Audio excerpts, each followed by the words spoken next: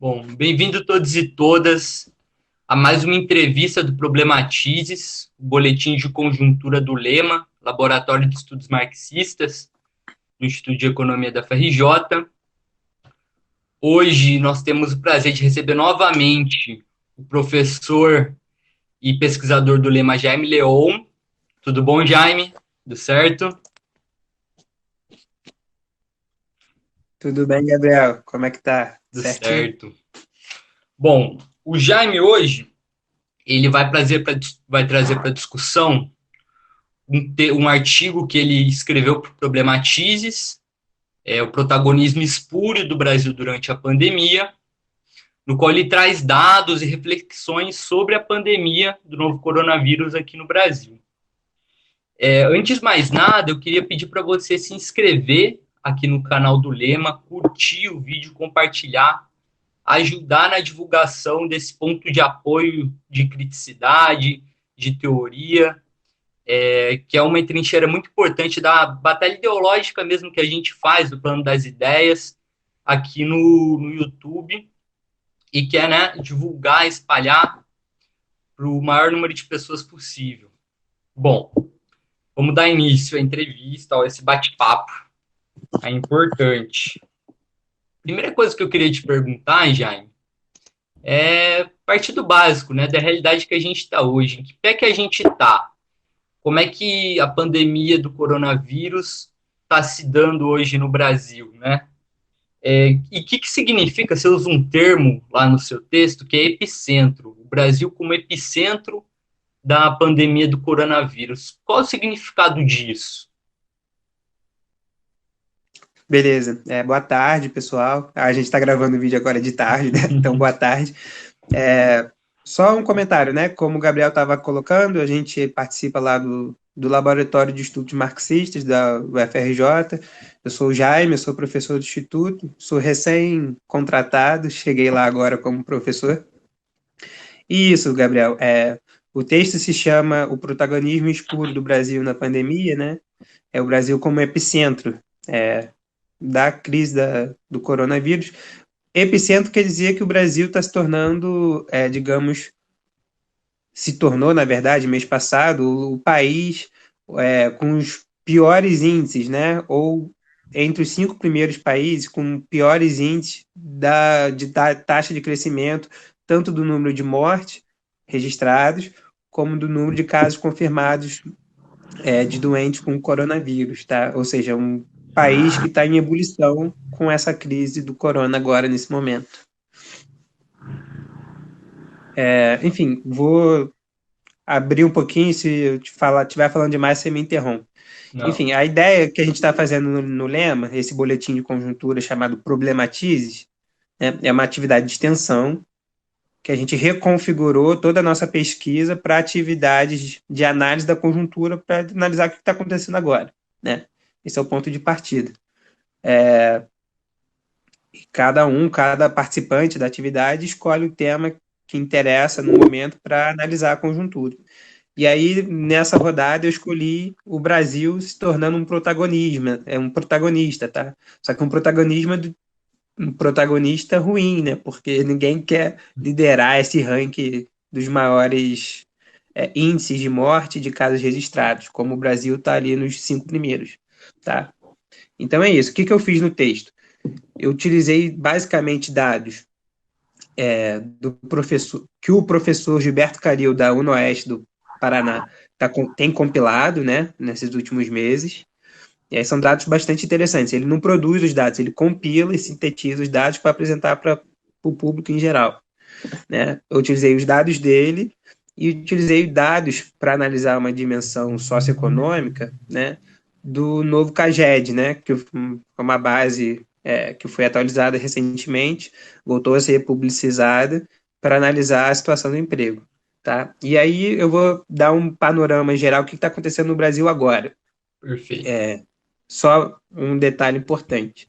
O texto que eu escrevi saiu dia 6 de junho, e aí as análises do Gilberto são em relação às 2 últimas semanas. Tá? Hoje já são 22 de junho, os dados já estão atualizados, né? Saiu hoje uma atualização qual é o quadro de hoje em relação às duas últimas semanas, tá? Então, hoje, porque o Brasil continua como no epicentro, né? Por quê? Atingiu nos últimos dias a marca de 50 mil mortes por Covid, registrados por Covid, tá? E 1 milhão de casos de pessoas infectadas, né? Por Covid também.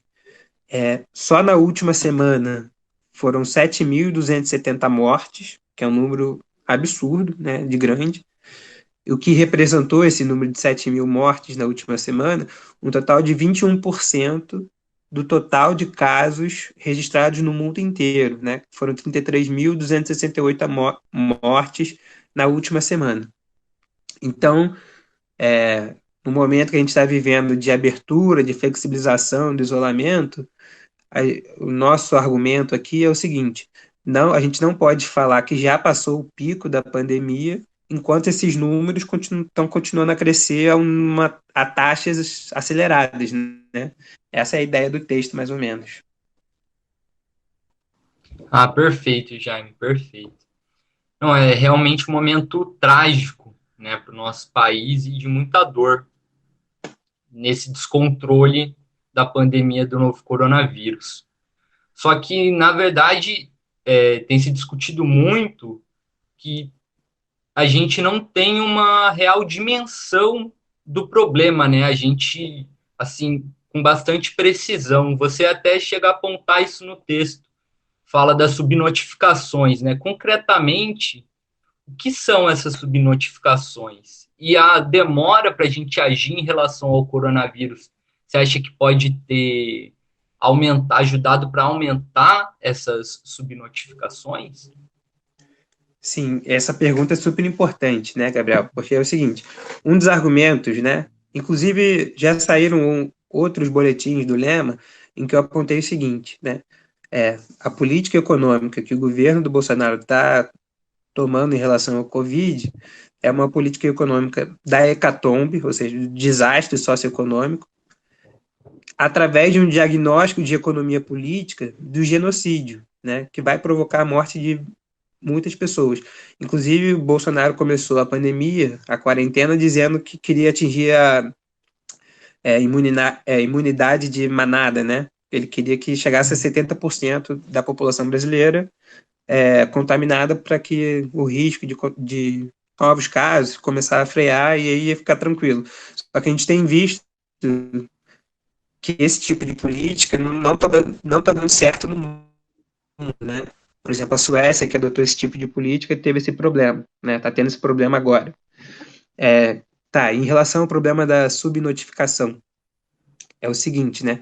Tem por exemplo, muitas pessoas estão morrendo agora que é por Covid, só que acaba saindo no registro como, não por Covid, mas como síndrome respiratória aguda grave, né? A pessoa, às vezes, já tinha algum problema, alguma doença respiratória e tal, pegou Covid, morreu por conta da Covid, mas aí, como ela já tinha uma doença anterior, foi registrado como um problema respiratório, não como a Covid em si. Né? Esse é um dos tipos de subnotificação que está acontecendo agora, né? Que chama de comorbidade. Mas tem outros tipos também, por exemplo, tem gente que está morrendo em casa e aí nem se testou, não foi testado, né, se estava com Covid ou não, então morreu e não registram como morte por Covid. Tem uma série de idosos que estão morrendo dentro dos asilos sem serem testados também, e aí não é registrado como morte por Covid, porque não foi testado, né? E um dado interessante que o Calil traz na análise mais recente dele é o seguinte, em relação à subnotificação, né? Nos estados brasileiros que têm índices baixos de morte por Covid, a subnotificação está em geral alta, né? Quais são esses estados? Principalmente Mato Grosso do Sul, Paraná e Minas Gerais, tá? Nesses estados, aquelas mortes por síndrome respiratória aguda grave está bastante alto. Curioso, né? E aí eles têm o número de mortos por Covid baixo, né? Ou Sim. seja, subnotificação. E ao mesmo tempo, o Ministério da Saúde, né, o governo federal, ele está superdimensionando, né, os casos de recuperação. Como assim, né? Ele tem feito uma grande divulgação desses quantas pessoas já se recuperaram. Eu não tenho esse número aqui agora, mas ele está divulgando bastante isso. Mas só que aí o Gilberto Calil traz atenção para uma coisa. No Brasil, a prática que está sendo adotada é a seguinte: a pessoa foi detectada com coronavírus, passaram 14 dias, a pessoa continua viva, registra-se que a pessoa está recuperada. Enquanto que a Organização Mundial da Saúde diz que tem que fazer o teste lá que se chama PCR, que seria a melhor prática para falar que a pessoa realmente está recuperada, tá? Então, nesse sentido, né, o Brasil tem muita subnotificação, tem muita gente que está com coronavírus que não foi registrado, que morreu por coronavírus que não foi registrado. Ou seja, os números do Brasil que já são grandes, na verdade, são maiores porque a gente não tem noção real do problema ainda. Pois é. Pois lembra muito aquela charge que circulou no Facebook há pouco tempo, de generais escondendo ossadas, né? Assim como a gente teve os assassinatos causados na ditadura e que, obviamente, não eram divulgados ou eram divulgados enquanto suicídios, enfim, eram totalmente obscurecidos, né? Totalmente caluniados, verdadeiras mentiras, né? Sobre os crimes que aconteciam. E, Jaime, a gente no começo da pandemia escutou um discurso que, inclusive, se repete muito até hoje, de que realmente muita gente iria morrer. Na verdade, a gente sabe que no começo da pandemia, o presidente falou que era só uma gripezinha, iria morrer muito pouca gente, mas com o avanço da pandemia, começou-se aqueles malabarismos que a gente sabe com os números e colocando de que menos de 1% da população brasileira vai morrer, menos de 1%. Enfim, em primeiro lugar, a gente sabe que isso é totalmente antiético, né? Do ponto de vista de que qualquer vida é muito, muito mais do que um número. Mas analisando os números, quando a gente compara o Brasil hoje em relação à situação do restante do mundo, a gente vê de fato um descontrole e que pode apontar para uma verdadeira responsabilização, uma responsabilidade da postura das nossas autoridades, especial dos governos federais, estaduais, mas chegando até no nível municipal, da flexibilização e tal. Nesse sentido, qual a relação, como é que o Brasil está em relação dos números de mortes e de casos em relação aos outros países? Beleza, essa pergunta é importante também. Eu vou só pedir desculpa que no começo da tua fala, na hora que você falou da charge no Facebook, eu parei de te ouvir um tempo. Aí voltou, eu escutei a pergunta, mas eu não escutei a primeira parte da tua fala. Não, sem problema. Eu estava só falando sobre a comparação que é factual, né? Quanto ao período que a gente está vivendo, dessa falta de transparência, o quanto a gente pode fazer um paralelo com os crimes cometidos durante a ditadura, né? Mas a pergunta que eu quero realmente fazer é o quanto. Sim. Enfim, entendeu? Entendi agora. Perfeito. Foi mal. Me Não, cortei, desculpa. mas agora eu entendi. Vou tocar então, tá? É interessante, né? Porque isso é uma coisa importante de ser denunciada também, né? Não só o governo está tendo uma atitude responsável em relação ao tratamento da pandemia, mas como a grande mídia também, nas últimas semanas, parou de dar tanta centralidade assim nos casos de morte e de número de casos registrados, né? Como se a crise política que o país está vivendo, né, muito puxada pelo próprio presidente, pela crise federativa que ele criou com os estados, com os governadores e tudo mais, com os casos da família Bolsonaro, os casos obscuros que eles estão envolvidos, como se tudo isso fosse mais importante do que a discussão da pandemia, da quarentena, das pessoas morrendo, né? E aí o governo, inclusive, é importante dizer que, nesse sentido, a grande mídia parece sinalizar que está do lado da abertura da economia, né? Porque não Sim. querem que o país quebre, porque senão eles quebram também, né? Dos interesses privados, né? De que se trata. E tá, aí para responder em relação à comparação do Brasil com outros países, tá? Aí eu vou colar aqui, eu tô com a tabela do Gilberto Calil aberta na minha frente, para não falar os números errados, tá? Então vamos lá. Como eu disse, ele faz a comparação dos 14 últimos dias, né? Então ele fala que do dia 21 de junho, hoje, né, para trás, até o dia 7, a variação de número de casos no mundo inteiro foi de 16%, tá? Então teve um crescimento do total do número de mortes de 16% no mundo inteiro. Só o Brasil está com um crescimento de 39%, né? O Brasil teve, então, um crescimento nas 2 últimas semanas bem maior do que foi o crescimento no mundo, né? Aí ele faz um ranking, assim, vamos dizer assim, ranking dos 15 países que estão com os maiores números de mortes, tá? Por Covid registrados. Então, quais são os 5 primeiros? É a Índia, que é o primeiro absoluto, que nessas últimas 2 semanas teve 90% de aumento no número de mortes. O México, em segundo, que teve um aumento de 55%. O Peru, com 47%. O Brasil vem em quarto, com 39%. E a Rússia vem em quinto, com 38%. Mas o que se destaca daí desses 5 primeiros? Que o Brasil, apesar de ser o quarto, né, desse ranking, em termos de crescimento nas últimas 2 semanas, tem um volume total de pessoas que já morreram disparado maior, tá? O Brasil, como eu disse no começo, atingiu 50 mil casos de morte, 50 mil mortes por Covid, tá? Em total de números, em total de casos, né, de mais de 1 milhão, se eu não me engano, mais de 1 milhão que já atingiu o Brasil. Posso estar falando besteira, mas acho que não. Enfim, e o que também é expressivo em relação ao Brasil, né?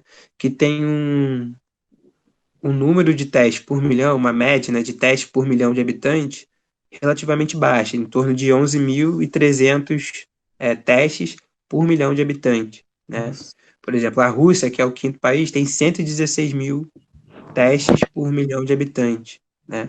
Ou seja, o Brasil tem um número expressivamente baixo. E aí uma comparação que eu acho que é bacana de fazer, ou seja, o Brasil está no top 5 e o top embaixo, né, o poço 5, vamos dizer assim, bottom 5, tem alguns países que já foram epicentro no passado, né, como a Itália, que foi o primeiro epicentro, e a Espanha. E aqui que é interessante, né? A Itália, nessas 2 últimas semanas, teve um crescimento só de 2% do número de mortes, e a Espanha teve 0,6%. 2% e 0,6%, países que já foram epicentro. O Brasil tem 39% hoje, né?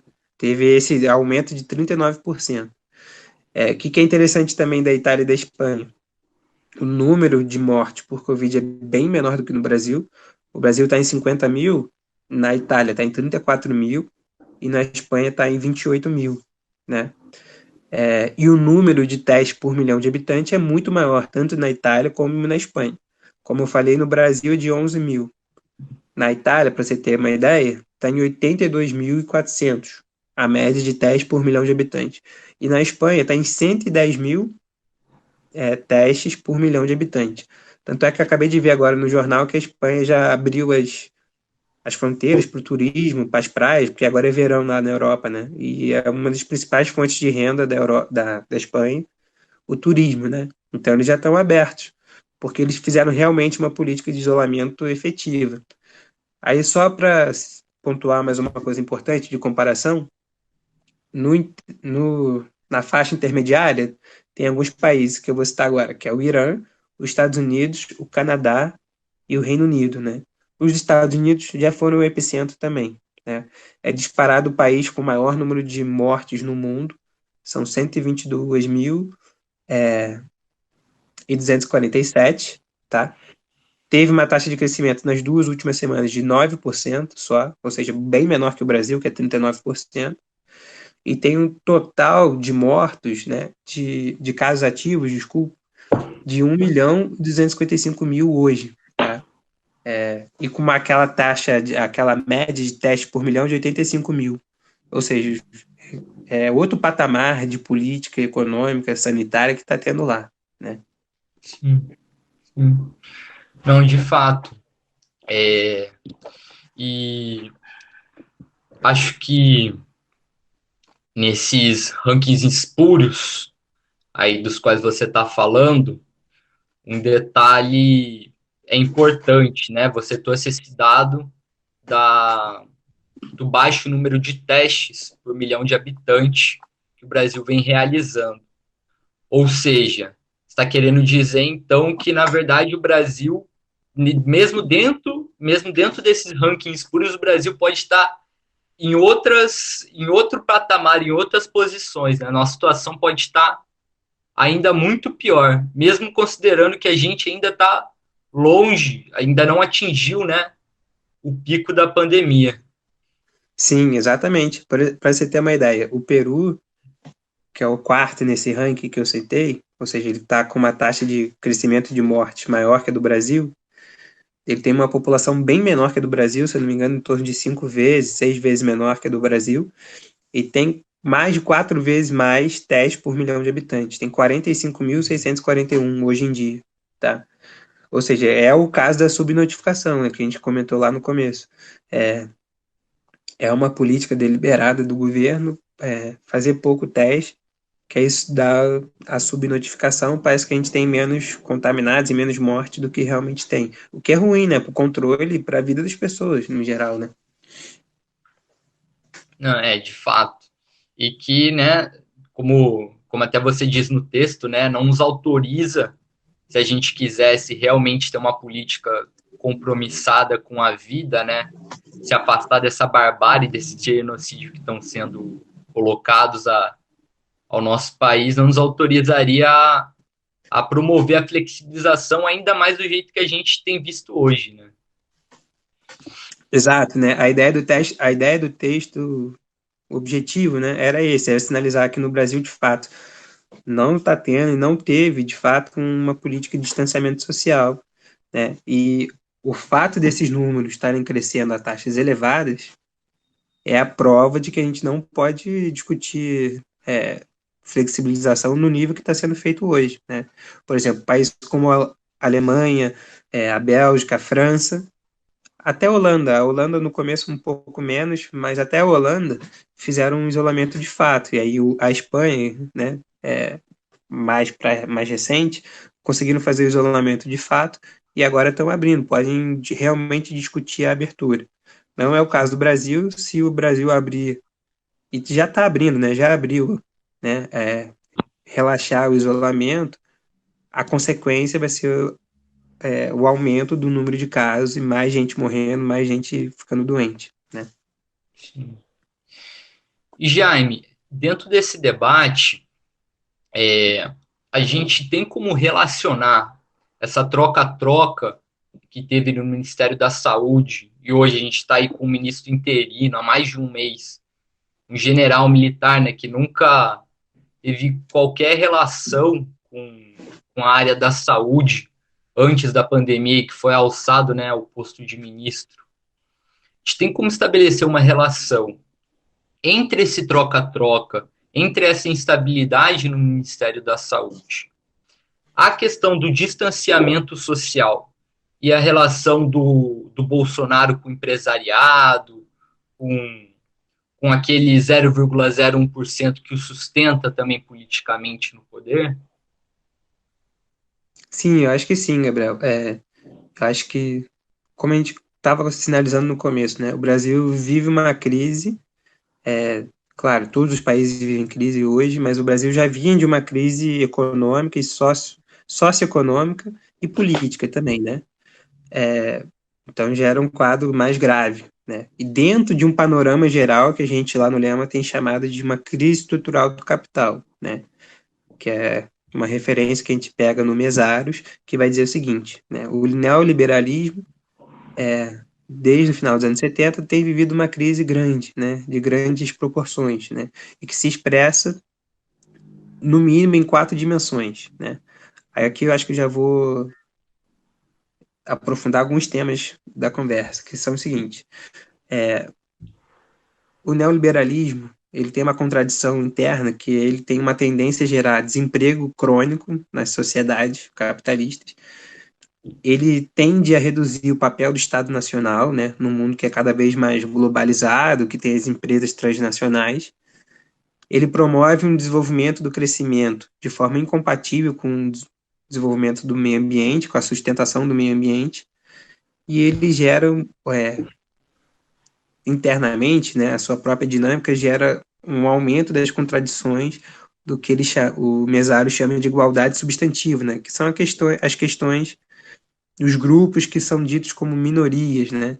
Então a gente vê o exponenciamento das contradições da questão de gênero, da questão de raça e tudo mais, né. Então esse quadro geral, e o Brasil faz parte desse quadro geral. Só que para piorar a situação, o Brasil estava vivendo uma crise recente, que é política, econômica, e tudo mais. E por que eu estou falando isso tudo, esse quadro mais amplo, né? Para tentar chegar na sua pergunta. Se essa troca ministerial, se isso tem a ver com os interesses que estão por trás dos setores burgueses brasileiros, né? E a gente tem que pensar também dos setores militares que estão ali em contato, que o Bolsonaro tem bastante contato, né? Eu acho que sim. A gente tem visto, eu acho não, eu até escrevi um texto sobre isso, né, sobre a aproximação do Bolsonaro com o Centrão, né? Ele se colocou numa crise política que ele começou a fazer algo que ele prometeu na sua campanha presidencial que não ia fazer, né? Que era a política do toma lá da cá, que é a aproximação do governo federal, fazendo uma troca de favores, né, dentro do parlamento para poder ter aquela chamada governabilidade, né? Para ter aquilo que a gente conhece como presidencialismo de coalizão, para ter a maioria dos votos dentro do Congresso, para, de certa forma, conseguir governar e se proteger, né? Ele cede alguns cargos em troca de votos e tudo mais que favoreçam o seu governo, né? E aí tem uma relação, então, não só com os empresários, né, que financiam os parlamentares, né, os grupos que a gente conhece como lobbies, né, as bancadas da bala, bancada do boi, bancada da Bíblia, mas como também os setores ideológicos, né, de sustentação ideológica do governo Bolsonaro, que estão principalmente nas Forças Armadas, né, nas igrejas neopentecostais, e em pessoas que se dizem intelectuais como Olavo de Carvalho da vida, né. Então, sim, tem os interesses ali por trás, e isso, claro, que implica como que o Brasil está combatendo a pandemia de acordo com os interesses desses grupos que estão sustentando o Bolsonaro até hoje, né? Então, acho que tem toda uma conexão. E por isso eu tentei conectar, né, um quadro mais geral de crise do neoliberalismo, crise no Brasil, né, que também é uma crise do período que a gente conhece como Nova República, né, que é um período que começou ali depois da redemocratização do fim da ditadura civil-militar e que a gente entende que vai até o golpe, mais ou menos, o golpe que a Dilma sofreu, né? Que acaba com todo um esquema que a gente chamava de democracia de cooptação, né? Que era aquela política de conciliação de interesses e tudo mais que o PT conseguiu explorar muito bem, né? Ao inserir a classe trabalhadora no mercado de consumo e tudo mais. Então a gente entende que esse período está em agonia, está em transição, desde 2013. 2016 foi um marco muito importante, né, porque tirou de fato a Dilma do poder através de um golpe de Estado. E aí surge esses governos ultra neoliberais, conservadores, com tendências neofascistas, que vai ter o ápice agora, até agora, no Bolsonaro, né? Que é um terror que a gente está vivendo. Não, perfeitas suas considerações, Jaime. E no esteio, né, dessa crise que o Brasil, crise econômica que o Brasil tem vivido aí desde os anos Dilma e que, enfim, se colocou no esteio também da, da crise da nova república, que você bem aponta, a gente chega hoje, né, outros textos do Lema já estão no Problematize, já utilizaram essa expressão, apontaram isso, né, da pandemia como um barril de pólvora de uma nova crise. E que acho muito bacana que você retoma essas quatro características que o Mesaros coloca, né, da crise estrutural do capital, que ajuda a gente bastante a entender os aspectos mais gerais da crise que a gente está vivendo hoje. Só que quando a gente vai olhar o Brasil e a sua a relação do governo federal com a crise atual, o que a gente observa? Sei que você já escreveu alguns outros textos sobre esse tema, né? A política econômica do governo Bolsonaro na pandemia. Mas eu queria que você tentasse falar um pouquinho para a gente qual seria a relação, se teria alguma relação entre a pandemia e a política econômica do governo. A política econômica do governo ajuda no sentido de exponenciar o número de mortes e de casos, para além de questões de distanciamento social e tal. Você já comentou um pouquinho? Sim, Gabriel, essa pergunta é super importante, né? E sim, eu acho que a política econômica da hecatombe, né, como eu chamei, realmente exponencia o número de mortes e o número de casos de gente doente, né? E aí eu vou responder essa pergunta voltando a duas das características, né, que o Mesário chamou de reflexo de uma crise estrutural do capital, que é o desemprego crônico e aquele debate da intensificação da questão das minorias, né, das contradições das minorias dentro do sistema capitalista, da igualdade substantiva, né. E aí, já acho que talvez até adiantando um pouco da nossa conversa, que era um ponto que eu queria chegar mais na frente, mas vou puxar para agora, o desemprego crônico, né. O Brasil, a primeira coisa que a gente tem que dizer é que o Brasil já começa 2020 numa crise econômica ferrenha, né. O crescimento do ano passado foi de 1,1%, né? Ou seja, já era um PIBinho, né? Tanto que veio o debate do PIB público versus PIB privado, que não existe, na verdade, né? Inventaram essa discussão para justificar um crescimento tão baixo.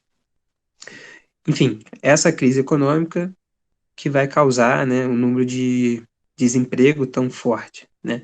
E aí, o que fez o governo já no começo do ano? Em janeiro, ele descontinuou a publicação, a publicização de dados de emprego através da base do Cadastro Geral de Emprego e Desemprego, do CAGED chama, né? Que era atrelado ao Ministério do Trabalho, passou a ficar atrelado agora ao Ministério da Economia. E a partir do final de maio, se eu não me engano, o governo voltou a publicizar esses dados, tá? E qual foi a justificativa do governo, né? Falou que tinha uma série de problemas nas fichas que as empresas tinham que responder, enfim, ele deu um argumento que era conveniente para ele, porque ele pôde esconder por um tempo o número de de empregos destruídos, né? Só que agora em começo de maio, final de maio, começo de junho, voltou a publicação, tá? E aí eu vou trazer uns dados já em relação ao emprego, né? Em abril desse ano, de 2020, foram 860 mil empregos destruídos, tá? Só no mês de abril, o que foi o pior resultado para o mês de abril em 29 anos. Um número alarmante, né? No acumulado de janeiro até abril, o Brasil registrou o pior resultado desde 2010, foram 760 mil empregos destruídos, tá? No saldo, né? De janeiro até aqui, de janeiro até aqui, 4 meses, tá? Até aqui, desculpa, de janeiro até abril. Foram destruídos 760 mil empregos, um saldo terrível, né? E aí, quando teve aquela reunião ministerial que foi vazada, né, o vídeo, por decisão do STF, Dá para ver ali que o Bolsonaro fala: ah, não, vai ter muito emprego destruído mesmo. É isso. A verdade é essa. Vai ter muito emprego destruído mesmo e é o que tem acontecido, né? E a política que o governo tem tomado até então está favorecendo isso, né? Eu escrevi um texto, a gente discutiu bastante no Lema a questão do auxílio emergencial, como é muito insuficiente, né? Como não atinge todo mundo, enfim, como tem causado aglomeração nas filas das agências bancárias, isso tudo é um problema. E em relação à questão da igualdade substantiva que eu comentei, por que que é importante, né? Por que que o governo tem intensificado essa questão? Porque claramente quem tem sofrido mais os problemas da pandemia são as mulheres, né? Que tem que cuidar do lar, tem que continuar trabalhando, cuidar de filho, cozinhar, passar, tudo mais, em geral, né? São mulheres negras, e tem que destacar, né? Quem está sofrendo também, né? O pessoal pobre, de periferia, que não tem acesso à rede privada, por exemplo, de saúde, que está tendo dificuldade em acessar o auxílio emergencial. Então, essas questões são interseccionais, né? Elas se combinam, né? A questão de gênero, a questão de raça, com a questão socioeconômica, né? Então, por isso que é super importante a gente pensar essas dimensões da crise estrutural de forma unitária.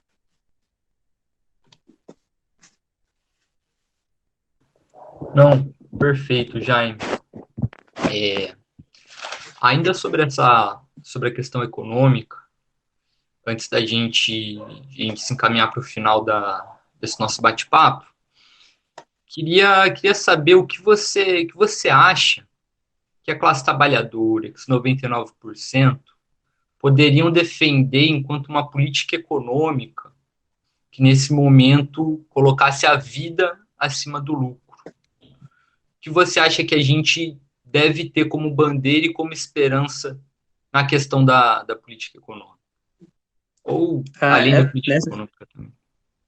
nessa questão, a minha resposta é breve, né? Eu diria que a classe trabalhadora em geral, primeiro ela quer sobreviver, né? Ninguém quer morrer.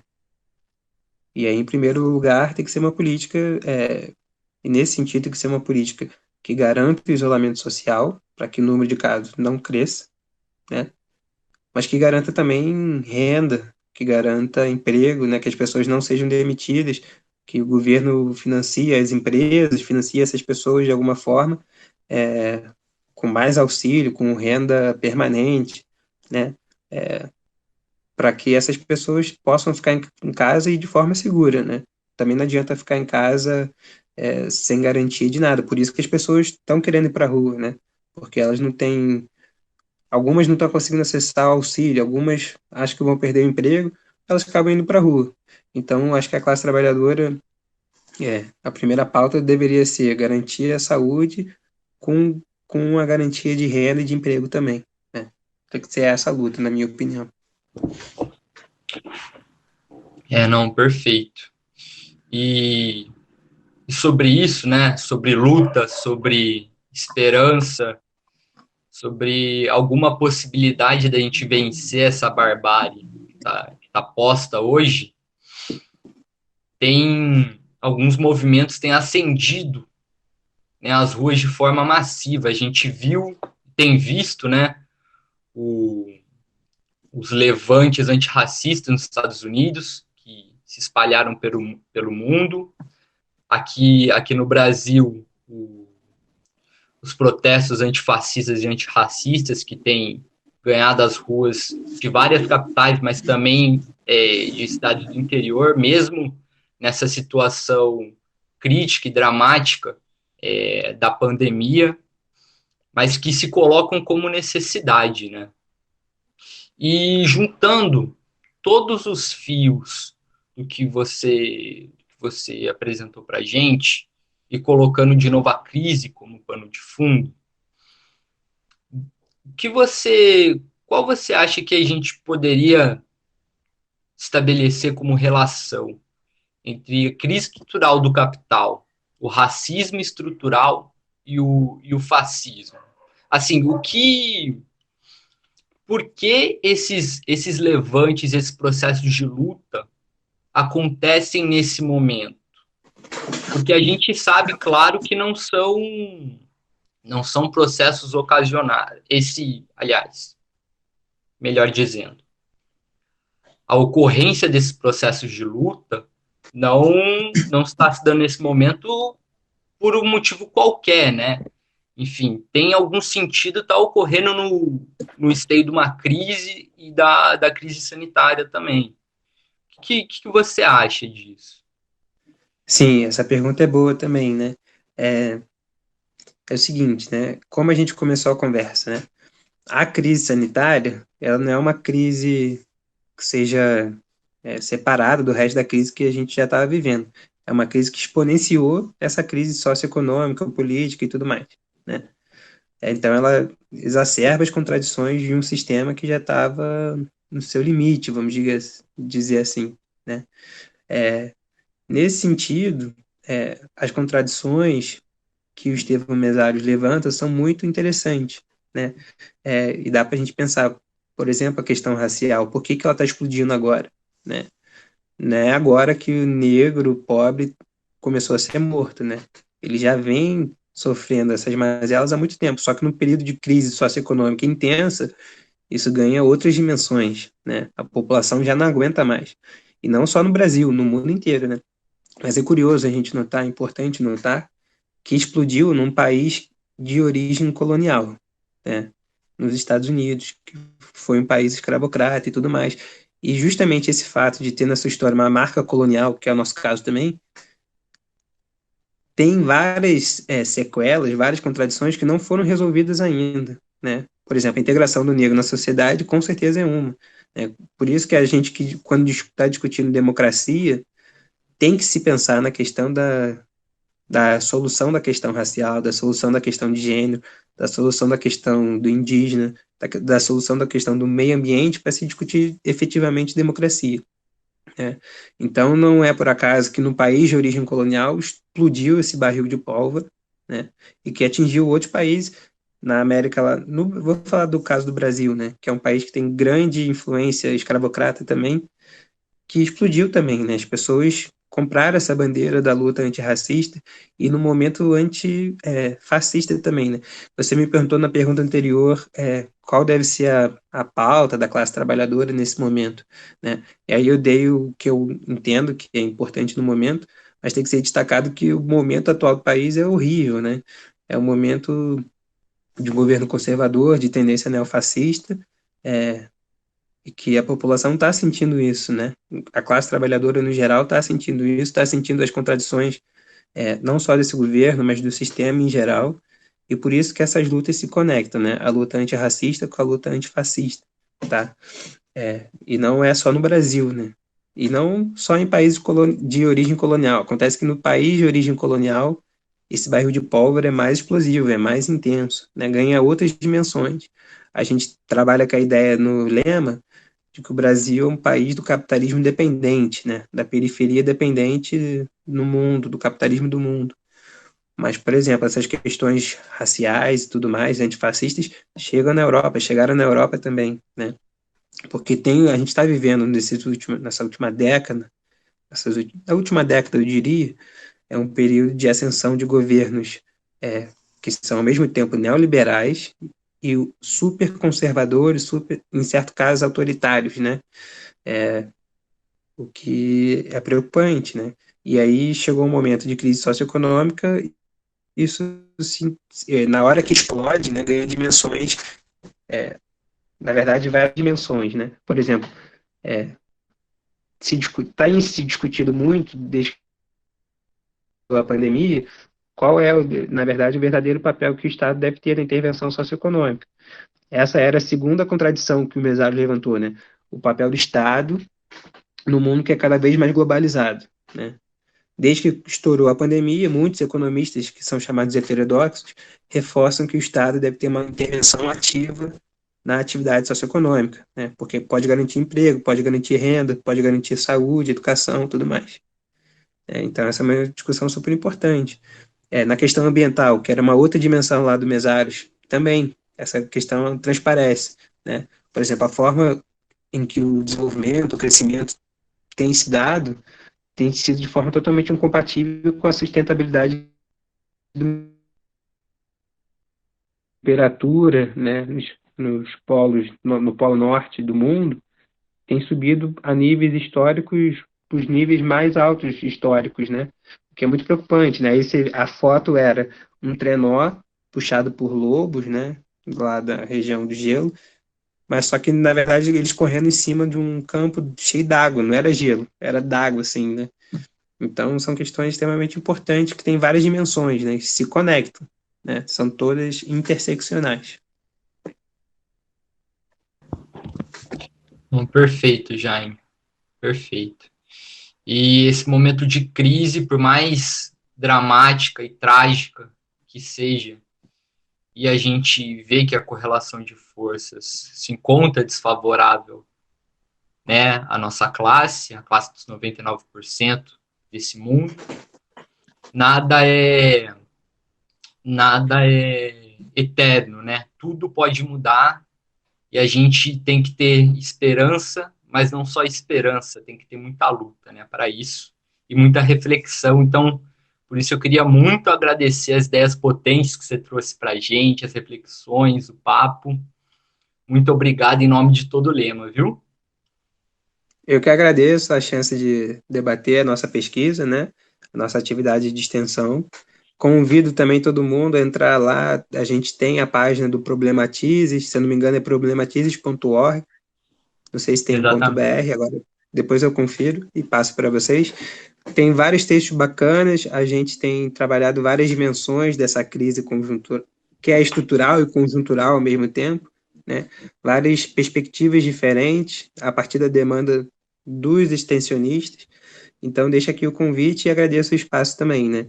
E concordo com o Gabriel, é um período que está em aberto, no momento está tendendo mais para o lado neofascista, digamos assim, mas é um período que tem aberto e a gente tem espaço para lutar ainda, né? É isso. Obrigado. É isso. Um abraço a todos e todas. Curtam o vídeo, compartilhem. Até logo. Acompanhem o Lema, o Problematizes também, ó. Os links estão todos aí na descrição do vídeo. Abraço, obrigado, Jaime. Tchau, tchau. Falando.